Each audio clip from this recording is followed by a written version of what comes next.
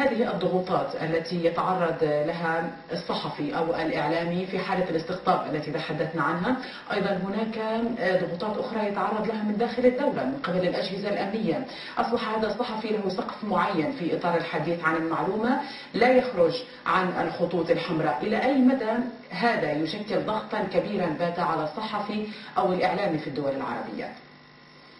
أنا أعتبر أن النظام الذي يضغط على الصحفي أو الإعلامي أو يعتقل أو يحاكم هذا نظام منهار، لأنه أن تخشى قوة قلم تصبح أكثر من قوة نظام، فذاك يبين بوضوح هشاشة النظام. لكن كما تفضلت سابقا لا يمكن أن نعمم الخطاب على الأنظمة العربية، على اعتبار أن ممكن أن أكون خاطئا، لكن لدي أمل أن بعض الرؤساء أو بعض الملوك لا يزالون ممكن لهم إصلاح ما تم إفساده. لكن هناك حاشية كما تفضلت، حاشية تفسد هذا الواقع، تجرم الصحفيين، تجرم الإعلاميين، تجرم كل من يسير عكس هذا التوجه الفاسد، تجرم الأحزاب بهذا الإعلام، تجرم الأحزاب، تجرم الجهات السياسية التي تريد الإصلاح. فإذا كنت مثلا ذو توجه إسلامي فأنت متطرف وأنت إرهابي، إذا كنت علماني وتريد إصلاح فأنت من عملاء الغرب، إذا كنت مثلا في المغرب من الصحراء فأنت انفصالي إذا كنت تدعم الإصلاح.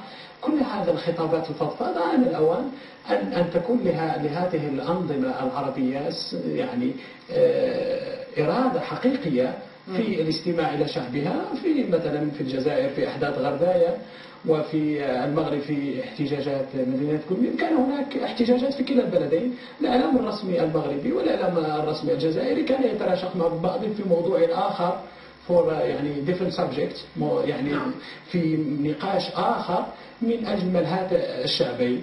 النقاش الحقيقي الذي يجب أن يتخذ هو أن نناقش هموم الشعوب العربية، هموم الشعوب المغاربية، أن نكون أداة لإيصال معاناة شعبنا بكل فخر واعتزاز. أتحدى أي قناة عربية قامت بنشر فساد سياسي معين لجهة سياسية عبر قناتها أو تقرير، الكل يطبل والكل يقول أن البلد بخير وأن النظام هو المخلص وأن النظام وصلوا من درجة شكر النظام لدرجة الملوحة. النظام ليس إله، النظام يخطئ ويصيب، فإذا ما أخطأ. أعذرني على المقاطعة فقط سيد هنش، فعليا يعني منظمة مراسلون بلا حدود سجلت تراجعا كبيرا للحريات في العالم العربي، قتل الصحفيين في مناطق مثل سوريا مثل العراق، استهداف للصحفيين، يعني استهداف الصحفيين بعينهم، إغلاق محطات، حبس، اعتقالات، أحكام، ما حدث في مصر مؤخرا، إغلاق قناة اليرموك في الأردن المحسوبة أيضا على جماعة الإخوان المسلمين. يعني لماذا هذا التراجع حتى في الدول التي لم تشهد ما كان يسمى بثورات الربيع العربي؟ حتى في لبنان مؤخرا كان هناك استهداف للصحفيين في المظاهرات. هو الاختلاف الإعلامي هو حق مشروع.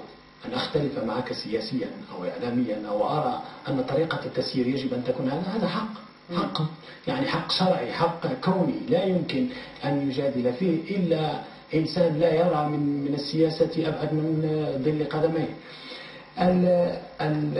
العراق عندما مثلا سقط صدام وجاء سواء المالكي، العلاوي، الجعفري، كل هؤلاء بنيت الطريقة بنفس الخطة التي كان عليها حزب البعث، بمعنى أنا الحاكم لدي أجندة، أنا سني حاكم أعطي الولاء للسعودية، أحكم العراق، أضطهد الشيعة.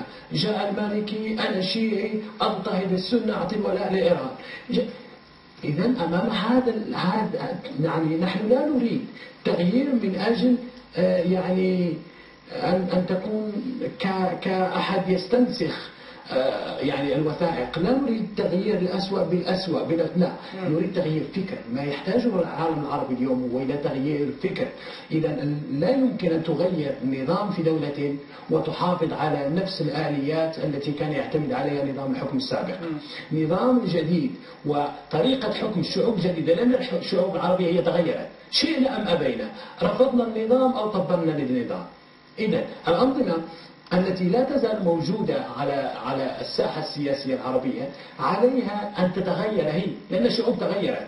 فكما تفضلت سابقا إلى مرحلة العودة نحن الآن يعني غير بعيدين من هذه المرحلة، خصوصا كما في المغرب والأردن والسعودية. أمام هذه الملوك الثلاث وأمام بعض الجمهوريات، مثلا النظام الجزائري، النظام يعني بعض الأنظمة التي لا تزال تملك بصيص من الشرعية، أن تغير أجندتها، أن تبعد حاشيتها التي تستحوذ على السياسة وعلى أموال الشعب. ذكر الأخ قبل قليل الهيمنة. أنا شخصيا أرى أن في عهد الهيمنة وعهد الاستعمار كانت لنا حرية تعبير أكبر، بالرغم من ظلم الاستعمار كان ظالما، ولكن كانت حرية أكبر، كانت عدالة أكبر في زمن الاستعمار. اليوم جاء تلاميذ الاستعمار يوهمون الاستعمار بالديمقراطية ويقومون بالجرائم. الدول الغربية والولايات المتحدة الأمريكية تنافقنا. كيف يعقل أن يكون بعض الأنظمة الديمقراطية ولديها الآلاف من اللاجئين السياسيين في دولها؟ فالوجود السياسي هو هروب من الاضطهاد. شكرا جزيلا لك سيد محمد بنيش الكاتب والباحث على هذه المشاركة. أشكر ضيفي أيضا السيد أمجد ناصر الكاتب والإعلامي على هذه المشاركة. إلى هنا نأتي لنهاية هذه الحلقة من برنامج الانتفاضة. ألقاكم في حلقة جديدة. إلى اللقاء.